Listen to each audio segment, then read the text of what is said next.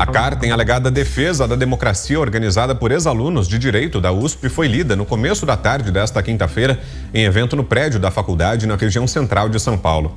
Após a leitura do documento, os militantes que acompanhavam o ato dentro e fora do prédio reagiram com gritos pedindo a saída do presidente Jair Bolsonaro. Mais cedo, no mesmo local, foi lido o documento feito pela Federação das Indústrias do Estado de São Paulo.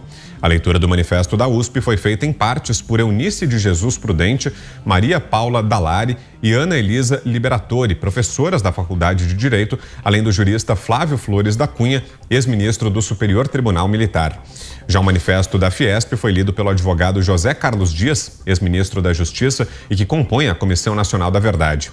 Políticos como Fernando Haddad, Marina Silva, Tabata Amaral, Guilherme Boulos e Joyce Hasselmann estiveram presentes nos eventos. O deputado federal Coronel Tadeu, do Partido Liberal, marcou presença trajando uma camisa com o nome de Bolsonaro. O parlamentar disse não ter sido hostilizado, apenas chamado de peitudo por alguns presentes no ato. Dentre os diversos discursos, apenas um citou indiretamente Bolsonaro, o de Francisco Canindé Pegado do Nascimento, secretário da União Geral dos Trabalhadores, que pediu respeito ao manifesto. Apesar de dizerem não ser um ato partidário, Carlos Gilberto Carlotti Júnior, reitor do curso de Direito da USP, pediu que toda essa mobilização coloque a população em um suposto caminho correto na discussão do futuro de São Paulo e do Brasil. Foram vistos cartazes com dizeres como não queremos a democracia da fome, das chacinas e tampouco a democracia dos ricos, queremos a democracia dos povos. Também houve homenagens a Marielle Franco, Bruno Araújo e Dom Phillips. Por fim, um ato ecumênico foi realizado em frente ao prédio da Faculdade de Direito. Com esse destaque, a gente abre, então, a edição desta quinta-feira, aqui de Os Pingos nos Is, especial eleições. Vamos a Brasília. José Maria Trindade. Salve, Zé. Boa noite. Por mais que se diga que se trata de algo suprapartidário, não é, né? Muito boa noite, meu caro Vitor. Boa noite, compadre Augusto. Muito boa noite, Ana Paula. Boa noite, Fiuza. E muito boa noite, seja bem-vindo mais uma vez, Diogo. Olha, aqui em Brasília, estas cartas acabaram sendo comentadas nos bastidores, mas sem nenhum alarde. É que os deputados e senadores estão no que se chama de posição de muda, ou seja, passarinho que está mudando as penas não canta, ou seja, estão observando os resultados de cada ato de campanha para entrarem em campo. Deputados e senadores pensam naquilo, ou seja, sobrevivência partidária, reeleição. Esta é a grande preocupação. Mas não adianta os organizadores e articuladores falarem de um ato suprapartidário que não quer atingir esse ou aquele. Não é verdade, isso é ironia, porque, na verdade, a tentativa é de atingir o presidente Jair Bolsonaro. Por aqui se diz que não se fala em assombração, porque elas podem aparecer quando chamadas. É assim mesmo, falar em falta de democracia, medo de perder a democracia em plena democracia é chamar assombração. Não há nenhum país que tenha um presidente falando tanto em liberdade, defendendo a liberdade de expressão até para quem o critica, como é o caso do presidente Jair Bolsonaro. E até sugeriram a ele, logo no início, que assinasse a carta, porque a carta é a tal canja de galinha, que se não faz bem, se não sara o paciente, mal também nunca fez a ninguém. E ele disse não. Ele olhou os que assinaram a tal carta, as cartas, né? E viu que não combinaria a posição dele com quem assinou as cartas aí, os que assinaram. As cartas estão, na verdade, tentando reproduzir aquela ideia do Lula, onde todos temiam, tinha um custo Lula, o medo do Lula na presidência. Ele escreveu a carta ao povo brasileiro e pegou. E agora está querendo repetir.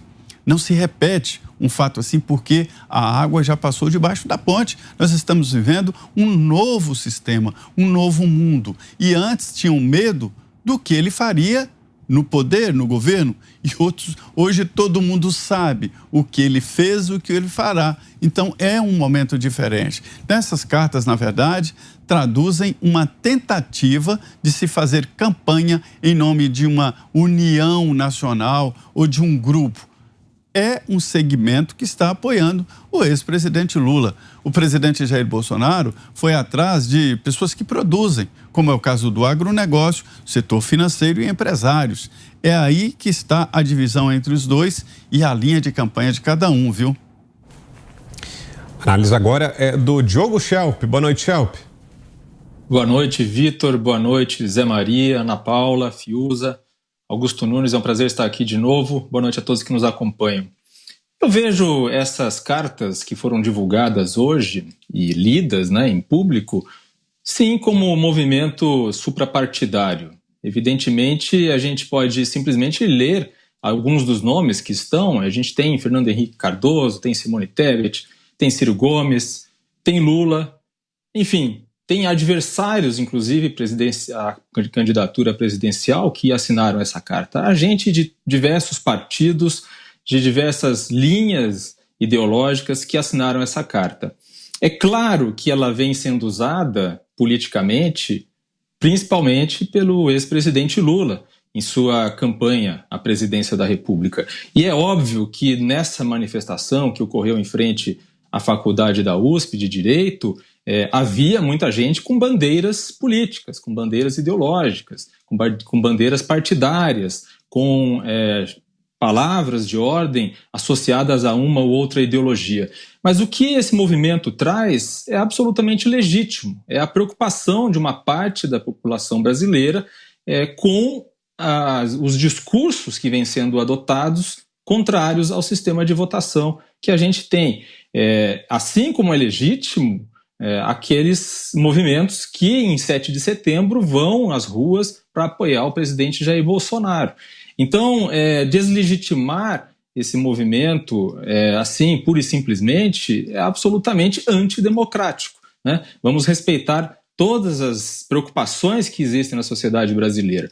E, nesse caso, é legítima essa preocupação. A preocupação com o fato de que o presidente Jair Bolsonaro realmente vem questionando o processo eleitoral, teve a chance, no ano passado, na Câmara dos Deputados, de conseguir a aprovação de uma PEC que instalasse o comprovante impresso do voto eletrônico, não conseguiu, deveria ter aceitado que havia perdido o jogo naquele momento e bola para frente. Agora, há poucos meses, há poucas semanas das eleições, obviamente nada de significativo vai ser possível fazer em relação às urnas, ao sistema de votação da maneira mais profunda. É possível fazer alguns ajustes, mas não uma mudança completa, uma mudança tão grande como se pretende. Então, falar nisso agora, insistir nesse ponto agora, é só uma forma, e aí é isso que essas pessoas que estavam lá identificam, uma forma de fazer um tipo de ameaça. Uma ameaça até mesmo de talvez não reconhecer o resultado das eleições, caso ele não seja favorável ao presidente. E você, Guilherme Fiuza, e nos dias dessas cartas lidas hoje, falamos bastante sobre esses manifestos, né, Fiuza? E hoje tivemos a divulgação oficial nesse evento aqui em São Paulo. Boa noite, Fiuza. Boa noite, Vitor. Boa noite a todos. É uma pantomima, né? É uma performance. Eu ia dizer que é o manifesto dos lunáticos, mas não estaria correto, né? É o manifesto dos cínicos. Todos sabem muito bem o que estão fazendo. 45 anos depois, na USP, de novo um pedido pela democracia. Vocês vão pedir abertura também? Acho que vocês vão pedir, nesse ritmo, vocês vão pedir abertura. Vão pedir anistia. Então deve ser muito ruim você viver assim, né? Você viver tentando criar um enredo falso. Você viver tentando criar uma noção de que você é um combatente libertário, quando você é um cínico. Quando você aposta tudo na construção de um contexto que não é real, que não está aí, que não existe. Evidentemente que esse desvio, não sei se eu vou dizer moral, cívico ou cultural ou mental que o país está passando, é uma completa covardia, né? Essas pessoas, elas desistiram da sua honestidade intelectual. Elas ficam criando, se elas quisessem falar de democracia, elas deveriam elencar em qualquer documento críticas à Suprema Corte brasileira, que age abusando dos seus poderes, que age cerceando liberdade de expressão, muitas vezes mancomunada com plataformas digitais que impediram, por exemplo, durante a pandemia, censuraram médicos, impediram discussões sobre diversos aspectos da reação à pandemia, desde do famigerado distanciamento, que poderia ser bem feito, mas virou também uma propaganda fajuta, contra a qual ninguém podia se manifestar, porque vinha imediatamente uma tesoura. A tesoura, senhoras e senhores, está nas mãos de vocês. A tesoura não está no que vocês resolveram decidir que é o seu objeto do ódio. Vocês são a onda de ódio. Vocês, Armínio Fraga, que aparece aí, né? O Armínio Fraga salvou o Brasil, ajudou a salvar o Plano Real em 1999, depois da crise da Rússia. Hoje ele faz um papelão. Hoje ele finge que a migração de Geraldo Alckmin para a candidatura de Lula, aquele que ele disse que queria voltar à cena do crime, aparece o Armínio Fraga elogiando esse movimento. Ou seja, todos sabem o que aconteceu, né, no período do Lula, todos sabem a corrupção que campeou e estão fazendo um ato de cinismo. Só pode ser, eles não podem ter esquecido tão rapidamente, né? Então, é muito triste. Eu acho que qualquer um que quisesse apelar por democracia de fato hoje deveria perguntar por que o Tribunal Superior Eleitoral não permite o funcionamento da Comissão de Transparência que ele criou. Estão lá os subsídios, leiam os subsídios de integrantes da Comissão de Transparência. Você vai encontrar diversas salvaguardas que podem ser aplicadas para ampliar a segurança e a transparência do processo. Isso não é uma ficção.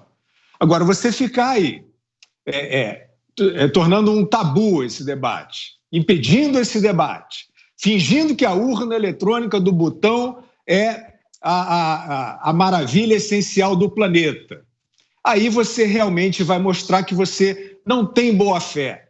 Você vai mostrar que você não está preocupado com a lisura da eleição.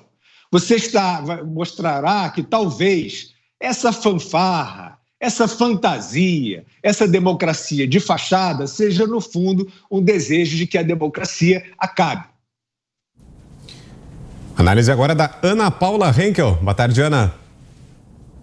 Boa noite, Vitor. Boa noite a todos da bancada. Boa noite à nossa audiência maravilhosa. Cartas, né? Cartas ao vento. Cartinhas para cá, cartinhas para lá. Onde estão as propostas de quem assina esse tipo de carta pela democracia? Não queremos a democracia dos ricos, não queremos a democracia do genocida, do fascista. Eles querem a democracia do judiciário ativista, porque ele está aparelhado com quem assina essa carta, né? E quais são as propostas dos signatários dessa carta? Quais são as propostas? Porque as propostas do atual governo, nós sabemos. Liberdade tem sido, como o Zé colocou, a palavra que o presidente Bolsonaro mais tem dito. Liberdade de imprensa, liberdade religiosa, liberdade de ir e vir, liberdade de questionar, questionamentos médicos, questionamentos legais, questionamentos jurídicos, questionamentos na imprensa, enquanto o outro lado, ele quer a revogação do teto dos gastos, revogação de reformas importantes, reformas trabalhista, a reforma da Previdência, né? O outro lado quer o controle da mídia, controle da imprensa, das plataformas digitais. O outro lado quer políticas abortistas. Ele quer colocar aborto como política de saúde pública no Brasil. E o presidente, em relação às urnas eletrônicas, ele vem questionando as urnas porque isso não é uma pauta do presidente Jair Bolsonaro, ele simplesmente é o conduíte de uma pauta importantíssima de uma parte gigantesca da população brasileira.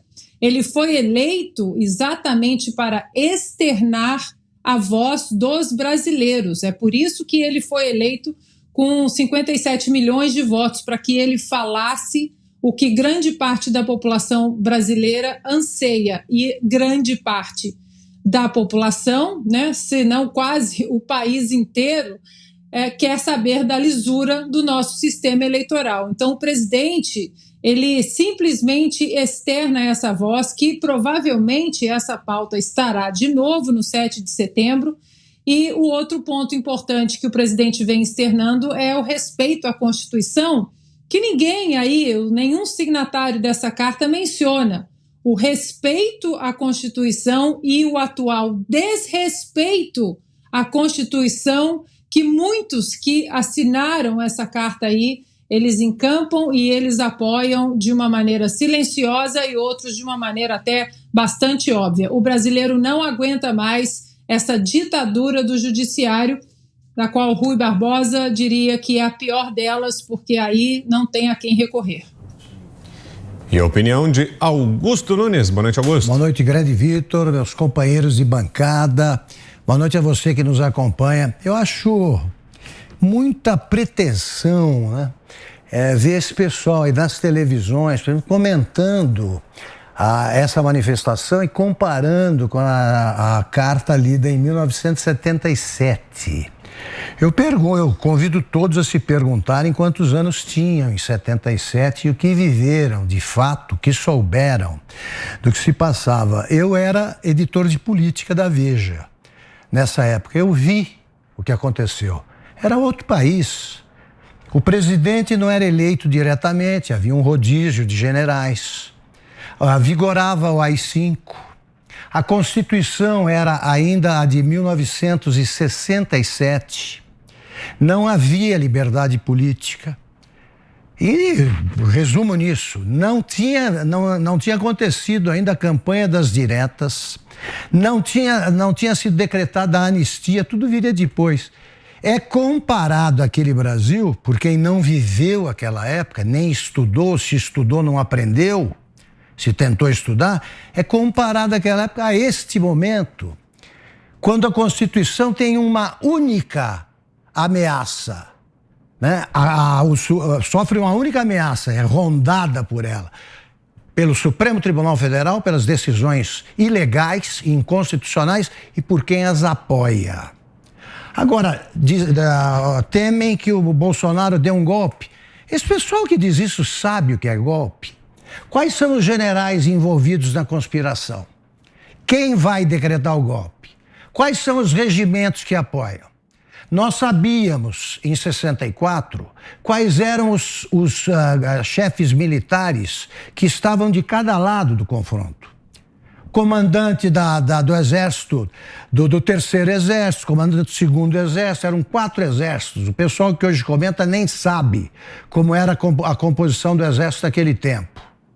O Zé Maria talvez tenha acompanhado, mas o Zé Maria também é mais jovem do que eu, ou eu sou mais velho que o Zé. Eu pergunto o seguinte, o que tem a ver uma coisa com outra? O que o Bolsonaro fez nesses anos para ser acusado de golpista? Criticar o sistema eleitoral? Nem isso pode. Nem isso pode, quer dizer, o Supremo não permite. Quer dizer, o Fachin que se permite libertar um político condenado por 9 juízes em 3 instâncias, e aí tudo bem. Isso não tem nada de irregular. Irregular é um presidente eleito pelo voto popular, como manda a Constituição, que já sofreu 130 tentativas de intimidação endereçadas a ele pelo STF, ele ser acusado aí de golpista. Quem é que ele está mobilizando? Um golpe acontece o quê? Entre familiares. Você chama os seus parentes e manda ocupar a telefônica, as telefônicas, naquela época era estatal. Manda ocupar o batalhão tal, é assim. Você faz isso com parentes e amigos. Quem fala em golpe não sabe o que é, nunca viu. Eu vi, e em mais de um país. Eu sei o que é um golpe de Estado. E não há a menor possibilidade disso acontecer, porque a Constituição tem sido defendida até agora pelo presidente, que disse, olha, minha carta é a seguinte, eu sou a favor da democracia, e tem demonstrado que é. Agora, não foi um ato político, o de hoje? Faça uma pesquisa lá, o Datafolha, uma pesquisa de verdade, manda lá 3 caras perguntarem a todos os presentes em quem eles vão votar. Quanto vai dar? Aí vai dar o que as pesquisas que nós conhecemos preveem para o Lula, mais de 100%, como disse o Guilherme Fiuza. Então, eu quero saber a motivação disso, por que a democracia está sob ameaça, porque não vai haver eleição, né? De onde virá a tropa? Né? Eu só conheço o exército do Stedley, ou as tropas do comandante Zé Dirceu, que só matam de rir os adversários. Então eu queria saber por que isso aí e por que a carta é tão mal escrita. Essa pergunta é dirigida aos professores da São Francisco. A carta de 77 era muito bem escrita. Português correto.